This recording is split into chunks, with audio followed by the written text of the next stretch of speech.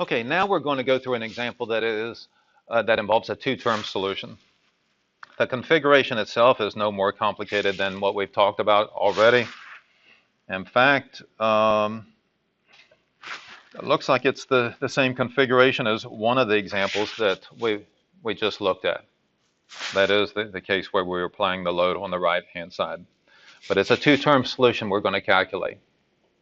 And it is in your notes. It's around page 95, somewhere around there. Okay, so let's see what we got here. The first part of this, come on, scroll on me. The first part of this worksheet that's in your notes is getting the exact solution for this problem. So we'll have that as a reference. Okay, so I have some setup stuff, but don't get hung up with that. The bottom line is, down to this point right here, down to this bar, the idea is get the exact solution. And just for funsies, I'm showing the Maple code that will get the job done. This is a pretty concise version of Maple, of using Maple. There are different ways of imposing the boundary conditions and all, but this is about as concise as you get. I'm saying, hey, DSolve, how about solving this differential equation right here for the conditions that u at 0 is equal to 0 and EA, and this means take the derivative of u with respect to x, add x equal to L, and set it equal to P. So you've got these three equations, one differential equation and two boundary conditions, and it solves it for you. And there's my exact solution. This could be a bit more complicated, and still as far as the distributed load or the such, and still it's very brief. This is why I tell folks in my classes, you're not going to make a living solving a differential equation, because there are tools out there that can do it a whole lot better than you, more accurately. Doesn't mean that you should know how to solve a differential equation. If you don't know how to solve simple differential equations, then you're clueless as to whether or not the answer you're being fed is correct. You don't know how to check it. So you need to know how to do it, but just don't get overly excited about how marketable you are as an potential employee, based on being able to do that. The hard part is deciding the parameters and such that you put in the differential equation or the numerical method and the boundary conditions, all that kind of stuff, and interpreting the results. But that's an aside. Let's continue on. We've got the exact solution for reference. Now let's get the two-term solution. The interpolation functions I've chosen are x and x squared. If you think of the solution being u is equal to, let's say, ax plus bx squared, you can quickly come to the conclusion that that satisfies the condition u of 0 is equal to 0. So that is based on a valid assumed solution. I haven't gone through the details here, but I did start with a quadratic, and for this simple case, it's that first term, the constant term, that disappears. Okay, and we have x and x squared as the interpolation functions. And I've calculated the first derivative, and now it's time to evaluate the matrix formulas. So there's your formula right here. If you're still feeling uncomfortable with indices, there's the expanded version of it with the interpolation functions substituted in. Okay? But I strongly encourage you to get comfortable with a formula written in this way right here. If you're stumbling with that, please say me about that. Okay, so we'll evaluate that. We'll actually do the integration, and there's my stiffness matrix. I'll do the same kind of thing for the distributed load. There's the expanded version for the particular interpolation, and after I integrate, that's what I obtain. And now let's calculate the contribution of the concentrated loads at the boundary. And so I end up with P right times Ni evaluated at L plus P left. times Ni evaluated at 0. Recall that at x equal to L, the applied load is equal to P. Since positive N, then the internal force F is equal to the applied force. So, and what happens here? Ni at 0 is 0. X and x squared evaluated 0, 0. What that shows you is that even if you screw up and forget that you should throw away that term because the displacement is specified there, if you've picked your interpolation functions correctly, they're going to end up being 0. They're going to get zeroed out. Okay? And that's what's happening right here. So the bottom line is, when I evaluate this formula at the boundary, well, evaluate it, period, then I get these numbers right here. Okay, so now I've got K times the unknowns is equal to QBC plus Q for that point load. Point load? Here I don't have any point load except for at the boundary, so this is not needed. But let's say I did have other terms here. You would add all those terms into a single vector. I mean, it's not like it's not Ka is equal to this vector, and then Ka is equal to that vector. You got to add all those vectors together, and you solve that set of equations. And so when we solve the equations, we get these coefficients, and so there's my approximate solution right there. And of course, you know that's nowhere near the exact solution because, shoot, that distributed load varied as x cubed, and I've got to integrate that a couple of times. So this is truly an approximate solution. And this is what I get. I've got the exact solution for the displacement and the approximate. And you can see that even though it's obviously wrong in terms of the mathematical formula, it does a pretty decent job of predicting the axial displacement. When I calculate the variation of the axial force, you can see that the errors kind of get a lot worse.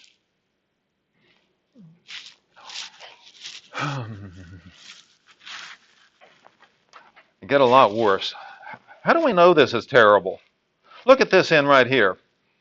What did we apply for the axial force there? If you go back up to the top, I think you'll see that it was 5,000. That's a big error. Using EA du dx, I'm getting something looks like over 20,000 there. That's lousy. Okay? If I use statics, I'd find out that, oh yeah, that's what I should get right there. But I got this curve by integrating the differential equation. Okay, so now what do we want to do? Obviously, we want to sprinkle on the variationally consistent method and see how much better we can do. And you know by now, because I've already gone through 2 examples, we're going to do a whole lot better. In fact, you can anticipate that we're going to get the exact solution. So what do I do? Let's just skip down to where the example really starts.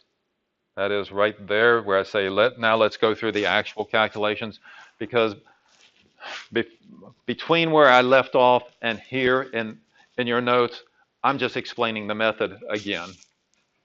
And I've already explained it today. So read through it. If there's things that are not clear, reading through that I think will help you. But for this example, let's just skip down to the actual example. The original interpolation functions are 1x and x squared. I had started with a quadratic, a plus bx plus cx squared. I didn't show it in the notes, but I just showed you the interpolation functions. But I started with that quadratic and imposed the kinematic constraints. I then had the valid assumed solution from which I picked out the interpolation functions. Okay? Using those interpolation functions, that's the stiffness matrix. Just like in the earlier examples, don't get upset because we got a row and a column of zeros. Hey, if you've got 1 as an interpolation function, you're going to have zeros in the stiffness matrix. because you take a derivative of 1 with respect to x and you get 0. So it's not surprising at all. You just take what it gives you. You calculate the contribution of the distributed load, get this, and oh, you got to pick out the degrees of freedom. So it turned out that for this particular example, A was equal to 0. We knew that early on. So that's where that 0 came from. And the other two values were determined when I solved for the unknowns right up, well, there. So that coefficient and that coefficient. Well, there the A was listed right there. Okay, so let's go back down. And so we have now picked out the degrees of freedom. Now we're going to calculate K times A minus Q dist. And we're going to set that equal to the boundary term. And then we're going to solve the set of equations that we've got there. So we calculate this and we get this collection of known values. The QBC, when you evaluate that, this is what you get. You get f at x equal to L minus f at x equal to 0. The second one, f at x equal to L times L, etc. So that's QBC. I just set this equal to the Ka minus Q dist. And so I end up with this set of equations. You'll notice that I have 3 equations and 2 unknowns. I have more equations than unknowns. What this means is that those are not linearly independent equations. Don't get upset about that. The only impact it has is that you can pick the wrong 2 equations to try to solve. And if you do, you're going to find out in a hurry, at which point you decide to pick the third equation. If we had had more, if this was a 5-term approximation instead of 2-term, we'd have even more equations to play with. But we'd still only have 2 unknowns because the only unknowns are the axial force at the 2 ends. Okay? So this is just the way it works out. It's not a problem with these being contradictory equations. There is no contradiction. It's just that they're not linearly independent. For the kind of problems we're working, you can generally just look at the things and say, what's the easy one to solve first? And in this case, either the second or third equation would be nice to solve first, because it only involves one unknown. And once I determine f at x equal to L, then I can put that value up here and solve the first equation. So, it's pretty straightforward. When you get to larger problems, it's messier. And at that point, you start playing some games. And we don't need to get into that. You can't remember if I included it in the notes, but in some example, I know somewhere, I've shown a procedure where you can use a least squares approach. If you cast it as a least squares problem, hey, you'll end up getting the answer. It automatically gets along with these redundant equations, and you'll get the right answer. Doing it by hand, you don't want to do a least squares. I mean, that gets messy. But on the computer, that's one way around getting around the hit and miss technique of, well, which equations do I pick? Just set it up as a least squares problem and let the computer work it out. Okay, any questions about this example? I'm sorry. We didn't evaluate the solution. So having solved for it, I end up with the force at x equal to L equal 5,000, and the force at x equal to 0 equal 45,000. That's the internal force. The applied force would be minus 45,000. And if you work out the numbers, you'll see that those are the exact values. So not surprisingly, we got the exact answer. If we could do it with a one-term solution, certainly we could do it with a two-term. Okay? Don't expect to always get the exact answer, but do expect to always get a better answer using this technique. Once you get into two-dimensional elements, and of course, we might touch on that, but we're not going to have time to spend much time there, if any. As far as you working through the details, you're not going to get exact answers. But in the nice one-dimensional world, there are times you get more than you paid for, and this is one of those cases. So, any questions? Any questions? Well, no questions, so I think I'll stop this.